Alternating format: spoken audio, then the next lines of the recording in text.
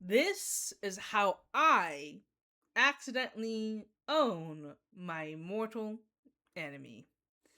And by own my mortal enemy, I mean this phone right here.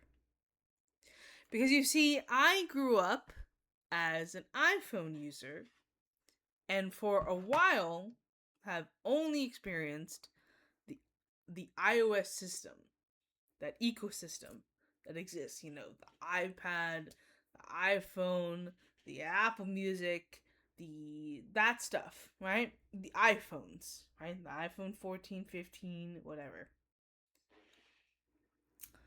And when I moved out of my parents' house, I also got a phone of my own. Couldn't afford the iPhone, so I got the affordable phone, the Google Pixel 9. Google Pixel 9, by the way, definitely more affordable than most of the other phones. Highly underrated. There are a few things that I don't necessarily like about the Google Pixel, but Google Pixel was my first taste of freedom away from the iOS systems, which is a very interesting experience, by the way. Now, Google Pixel, very similar to the iPhone in the sense that they both have ecosystems. They both have that consistent brand that owns all the apps that you use, right? There's only one type of clock app, there's only one type of Play Store and everything in between, right? Samsung is different, but we'll put a pin on that.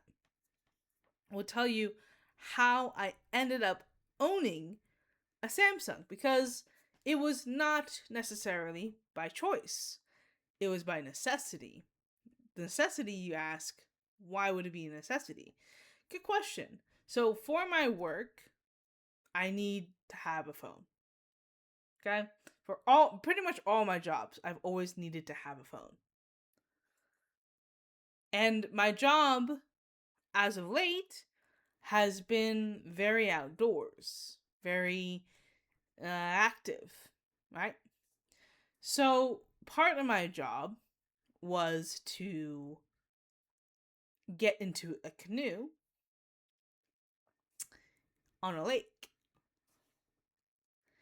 And not necessarily by myself, but you get the picture. That's not important. The thing is, now I don't know for sure, but I do know that the last time I saw the Google Pixel 9 phone was right before I got into that canoe. And I'm pretty sure it was in my pocket. Now, I don't know for sure because of my ADHD and autism, and quite frankly, I have no idea. I don't remember if I had it in my pocket or not. But, pretty sure, had it in my pocket. Now, as I leave the lake, the canoe, I no longer feel the phone in my pocket. Now, whether or not that phone ever existed in my pocket, who knows? But what I do know is in my eyes, I had a phone before the lake, no phone after the lake. So it's gone.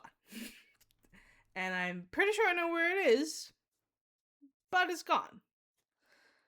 And the thing is, I needed a phone, right? Need a phone. So I go to the AT&T store. Now, I go there because I have to have a phone. And I have to walk out with a phone in my hand. Now, they had a couple phones in store. It was now, I was between the Google phone and the Samsung. I knew I still wanted to kind of stay in that Android field, as I have now had the taste of that freedom that Android has. And so I was not going to walk away with an iPhone. Also because they're more expensive and take a lot longer to pay off. In my head, I'm thinking, I need a phone, I need an emergency phone, I don't have a huge budget, so I'm gonna go with the Google phone. right? I'm gonna go with something that I'm familiar with, that I don't have to relearn, that I know, and also hopefully recover my accounts and all that stuff, right? Now, the problem is that I needed to walk away with the phone. They had an option for shipping, and they did say that it was going to basically be the next day. The problem with that, though, is that I was already on kind of in my job, needing to stay the night, multiple nights, a couple nights. So, if I waited for that phone to arrive, I would not be able to have it for 2 days, and I have to have a phone for work. Pretty much have to. So, can't go with the Google Pixel phone, have to go with the Samsung. And that is how I accidentally own my mortal enemy. Now, you might be thinking, now that I have my mortal enemy, what do I think of her? There are pros and cons. The pro is that you have a lot of freedom. Con being that makes it a little bit more different from an iPhone and a Google Pixel. Samsung has an amazing camera. Samsung also doesn't necessarily have that ecosystem that I was talking about with the Google and the iPhone. Which means that there's duplicates. I have a clock app for Google and a clock app for Samsung. And now I'm confused. As to which one I should use. Because now I have choices. And usually on an iPhone, that choice is already made for me. I'm using the Apple apps. Or with a Google, I'm using the Google apps. Samsung is like an in-between. Samsung is basically like an all-you-can-eat buffet. You can have whatever you want, whenever you want, and you can have two of them at the same time. Now, I will say, so far, actually like the Samsung. Still learning the quirks and the things with it, because it wasn't that long ago that I got this phone. Did I plan on having this phone? Not for a long time, at least. This is the Google... This is a Samsung Galaxy 26.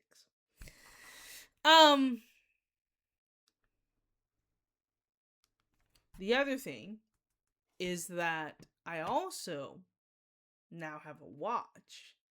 And that has been a game changer because I've never had a smartwatch before. And I'm not gonna lie. It comes in very handy. It does. It does. Anyways, yeah, I lost my phone in the lake, and that's why I've had a Samsung. And what do I think? Am I still anti-Samsung? Am I still a Samsung hater? Ah, no, not really. I don't hate it necessarily. It's actually, I might have to eat my words. Now, to be fair, back when Samsung was in that debate field, their phones were exploding. So there was that one time where Samsung became a illegal weapon to have on a airplane because of the explosions. But yeah, I mean, Samsung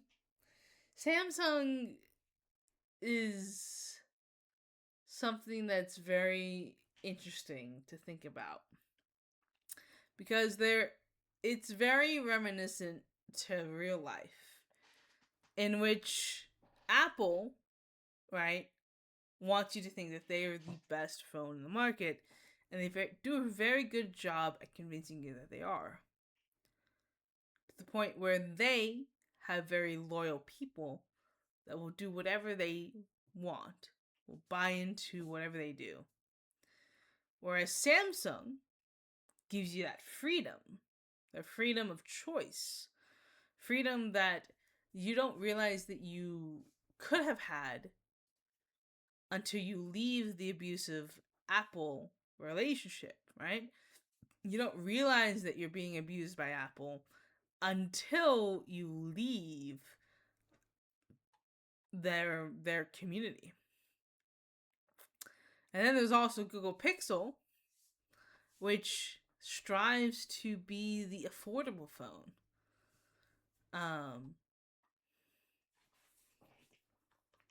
And, you know, Google acts as the bridge between. Still has that exclusivity, leeches your storage because goddamn, why does Google Pixel share storage? Like, that was the one thing that I hated about Google Pixel, is that my Google storage was full because and I had to actually delete emails because I never delete emails because what if I need to see it 20 years later? What if I want to go down memory lane and I can't because now I have to delete my emails because they're taking up so much storage. That is not right. Google Pixel not right for that. I don't like that. But Samsung don't have to worry about that. So, is Samsung better than Apple?